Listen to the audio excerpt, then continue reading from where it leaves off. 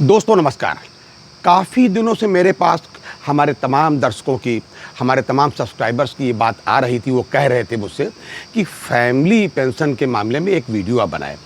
तो जो थोड़ी-सी जानकारी मेरे पास है वो मैं आपसे शेयर करना चाहता हूँ कि देखिए, जब कोई रिटायर होता है जी, जब कोई रिटायर होता है तो उसकी वास्तविक पेंशन जो बनती है वो सब मिल गई भाई, अपने हिसाब से, ठीक?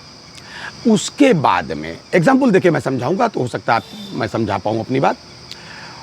और अगर मान लीजिए 60 साल में आप रिटायर हो गए और 61 साल तक कोई आदमी जीवित रहा, उसके बाद में उसको फैमिली पेंशन मिलती है। तो एक और साथ में बता दूँ कि जब भी लोग रिटायर होते हैं, हमारे बैंक में ये नियम है, प्रैक्टिस में चला आ रहा है, हमारी आप लोगों की आदत में भी बन चुका है कि हम लोग अपनी पेंशन को कम्यूट ज़रूर कराते हैं। कम्यूटेशन का लेने का मतलब है एक सर्टेन पोर्शन पेंशन का हम बोलचाल की भाषा में बेच लेते हैं, जिसका एडवांस पैसा हमको मिल जाता है और वह पैसा कम्यूटेशन जब मिलता है वहाँ से 15 वर्षों में मासिक किस्तों में उसकी कटौती यानी वसूली होती है। ये तो बेसिक बात हो गई। अब देखिए, अगर कोई आदमी 60 साल में भाई साहब रिटायर हो गया और 61 साल होने के बाद उसकी डेथ हो गई, तब उस हालत में उसकी परिवार को यानी फैमिली पेंशन कितनी मिलेगी उसकी पत्नी को, मतलब परिवार को फैमिली पेंशन कितनी मिलेगी भाई साहब? उसमें सीधा सा आप समझ लीजिए कि उसका विधान ये है कि सबसे पहले तो आप ये समझ लीजिए कि जो कम्यूटेशन की कटौती हो रही थी वो नहीं होगी, एक बात।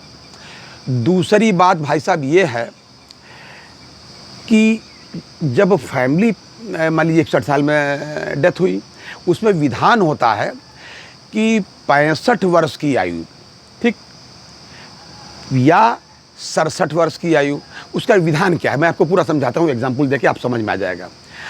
एग्जाम्पल मैंने बताया कि 61 साल में उनकी डेथ हो गई, तो 65 साल की उम्र तक, यानी कि अगर वो जिंदा रहते तो उनकी 65 साल की उम्र तक यानी कि आगे की 4 साल तक उनको पूरी पेंशन मिलेगी, उनके परिवारजनों को।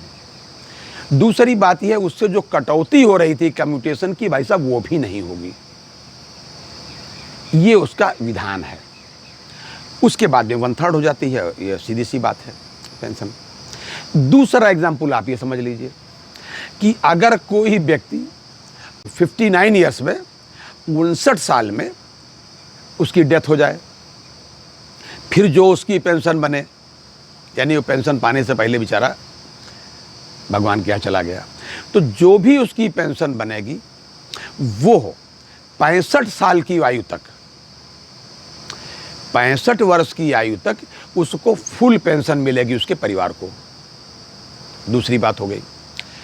तीसरी बात यह है कि रिटायरमेंट के 7 साल तक अथवा 65 साल जो भी पहले हो वहां तक ये फुल पेंशन मिलती है। ये ऐसा क्यों है? ऐसा हम इसलिए बता रहे हैं आपको।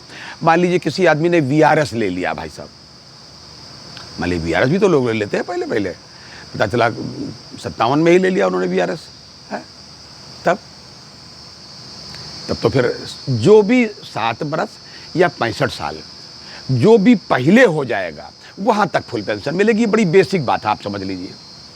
और हाँ, कम्यूटेशन के मामले में इस पर समझ लीजिए, फैमिली पेंशन का जब मामला आएगा तो कम्यूटेशन की जो भी वसूली है परिवार से नहीं होगी, ये सरकार का स्पष्ट आदेश है। आज एक बहुत महत्वपूर्ण बात सूचना मेरे पास आई कि भारतीय स्टेट बैंक इन नियमों में से कहीं कहीं पर उल्लंघन कर रहा है, ऐसी सूचना मुझे प्राप्त हुई है जी। उसमें यह बताया गया कि जैसे किसी की डेथ हो जाती है तब उनको जो फुल पेंशन दी जाती है 65 साल की आयु तक, उसमें से चूंकि वो पूरी पेंशन उनको देनी पड़ती है परिवारजन को, मान लीजिए 61 साल में डेथ हो गई, 65 तक पूरी पेंशन देनी है, तो अभी तक कम्यूटेशन की रिकवरी हो रही थी तो कम्यूटेशन की भी रिकवरी कर रहे हैं क्योंकि उनको पूरी पेंशन देनी पड़ रही है। ये बात गलत है भाई साहब। इस बात को समझ लीजिए। इसका अपोज करते हुए जो उनकी पेंशनर्स एसोसिएशन है, federation of state bank of India pensioner association ने अपने मैनेजमेंट को एक पत्र लिखा है। पत्र भी मैं उनका डाल रहा हूँ इसी संदर्भ में।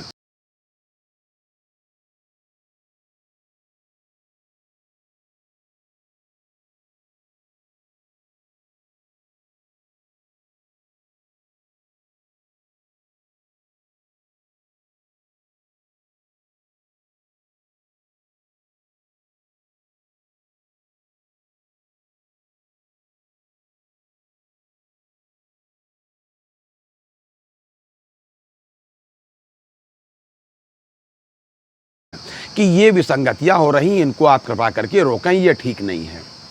तो ये आज ही डाला। तो ये थोड़े से नियम जो मेरी जानकारी में थे, मैंने कहा मैं आपसे शेयर करूं, क्योंकि मेरे पास बहुत दिनों से ये परिवार वाली पेंशन यानी कि फैमिली पेंशन जो बहुत दुखद होती है परिवार के लिए। दुखद इस वजह से कि भाई जब परिवार उसका चला जाता है तब उसको पेंशन मिलती है, बाकी कोई ये ना समझे कि मैं उसका कोई विरोध कर रहा हूँ। जी हाँ, तो ये था आज तक का अपडेट। अगली बार अन्य अपडेट के साथ मिलते हैं, तब तक के लिए अपना ध्यान रखिए और भाई साहब पूरा ध्यान रखिए, यानी कि सेहत का ध्यान रखिए। जय हिंद, जय भारत, नमस्कार।